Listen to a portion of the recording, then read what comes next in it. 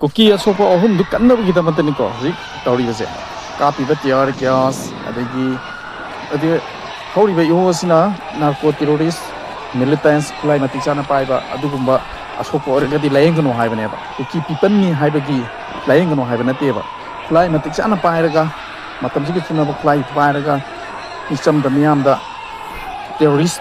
चथबा अदुगुम्बा मी अदुगुम्बा मिलिटेंस ओरगदि लायेंगनो ना मियामना हौबनेबा नागा पीपल अमदि मेटे पीपल सिंगा अदुदा सेंट्रल फोर्स अमदि स्टेट फोर्स सिंगा मदु हौरिबे इहोदु थुकाइबेगी मोनेबा टियार गैस कापतना सुकामा सेंट्रल फोर्स मैम तौरिजे अदुदा आगजनिगी बवाहंगदि नागा तरु फागिबा मतमदा मिसम तरु फागिबा मतमदा सुकामा सिक्योरिटी से कैदो लैगे मैतै सोखिबा मतमदा सुकामा सिक्योरिटी से कैदो लैगेबा प्रोटेक्शन पीनबगी दमता करीमता तौदी तो करीगिनोबा सिनेबा सिदनेबा प्रजा मयाम सिना खरांग कोसांगना हंगिबा वाहंगसे करीगिदमता टेरोरिस्ट बु लाइंग दोबगी थोई सिक्योरिटी टाइट ओइदना ngaktana sendana to लाइंग दोबा होनाइबसि मरम करीगिनो सिनेबा मियाम प्रजासिना हंगसे अदु तंगारे नि तिया ग्यास कापतना अजि कोचिंग चेलिजे अदु प्रजासिंसिदा मोइना फ्लाइ पाइबनि न मोइना नमे प्रजागा तनबददि तौरिजे असिरि बीजेपी सरकारगी थोंग हाइगद्रा करीनो सेंट्रल फोर्स की सेंट्रल गवर्नमेंट की थोंग हाइगद्रा हजि सेंट्रल फोर्स अमदि स्टेट फोर्स नि तौरिबा मोंगसे यंगोबा नागा तरु फाबदा कन्नबगिदमता करीनो प्रोटेक्शन पीदिजु करीगिनो सिनेबा नागा सिंगा मिसम सिंगा एम्बुश तोबु मतमदा प्रोटेक्शन पीदिजु करीगिनो अदुगी मतमदा सुगाम फोर्स नि सिजनदि मरमदा करीगिनो अदगी नागा तरु फाब मतमदा मखोन को बियो बसिन चथबना कन्नब होनदिबि मरम करीगिनो अदुगा कुकी नार्को टेरोरिस्ट अहम खतम फारगा लाइनबगिदमता सुगाम सिक्योरिटी फोर्स सिजनदना लाइसिना करीगिनो अदु एबतारबदि कुकी नार्को टेरोरिस्ट ना चथरीबा लालों अजि इंडिया गवर्नमेंट तौहनबनी हाइबसि नोमा नोमा की सुमयक छंगलइबा मणिपुर सरकार बीजेपी सरकार अमदी इंडिया गवर्नमेंट सरकार सिना अतनना इंडिजिनस पीपल सिंदा नागा पीपल अमदी मैतै पीपल सिंदा अतनना तौहनबनी हाइबसि नोमा नोमा की सुमयक छंगबदुना ओइरेइबा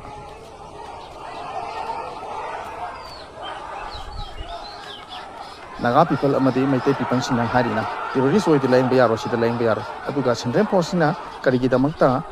रिम्स द पुरग लाइंगिनोबा सिलचर द हेलीकॉप्टर द ओइरो करिदो ओरो एनी हाउ तोरगा सिलचर द पुरगा गुवाहाटी द पुरगा लाइंग करी काइगेबा इरांग थोंगगिदमक्ता अतनना सिल्लबरा हाइसिनिबा अदु स्टेट फोर्स नासु पुलिस नासु ए सिदी ना तैचारो हाइबगी वाहिगु करिमदा थमदबरा सिनिदा ए सिदी कम्युनिन टेंशन नागा तरु की सिगिबगी टेंशन नामना लैरी जेनिम्स द लैरी अदु द सिदा तोबदा सिदा पुरगा लाइंग बदो टेंशन मयाम प्रजागी हो हाइन लाकनी सिदा ना तैचारो आदा पुगिजे सुमाइना हाइबा सुमाइना तोबा करी तौगे हाइबनिदा अदुगुम नते अजुदा मतिंग फुदुए state police नासु Meitei Naga people सिंगना करीमता protection पीदरे अदु कुकी गिदमक्ता दि प्रोटेक्शन सुरु अमना पीरगदि मनुदा करी लेगे सिंग इंडिजिनस पीपल सिंग लोशनबगिदमक्ता मखोइ जौना होनरबरा सिनेबा state force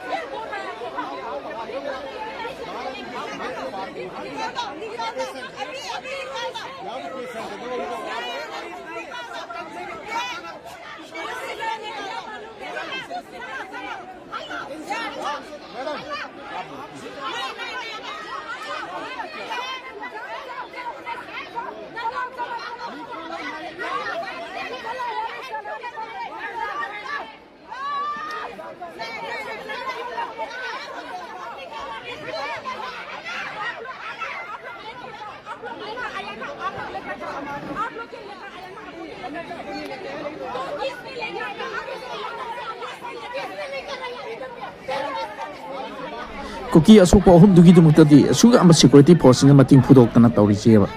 yeng jeba ko cookie asuk hum dugi dumuk tana gal am security am nga mating pudok tana step post is ne post gi tawri je aduga naga taru ni taru tugi dumuk tadi kanna ba su am ba step force ni ang sina diskari dina bisne sini khali mik pa je manipur to tawri ba manipur state government am manipur state government sini tawri ba je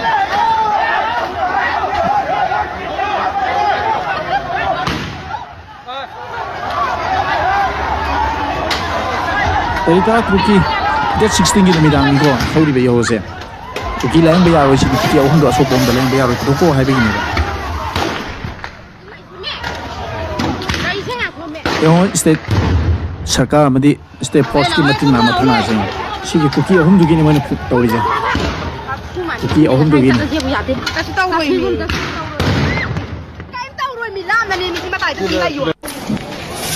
yo force ne anji mathona jing yeng je ba se Cookie macha ahum terrorist militant terrorist hai tare makhoi ahum du gi ne ba kanna ba gi dam mathona je parjamian ulu ka makhoi je makhoi masi ching na khajlaga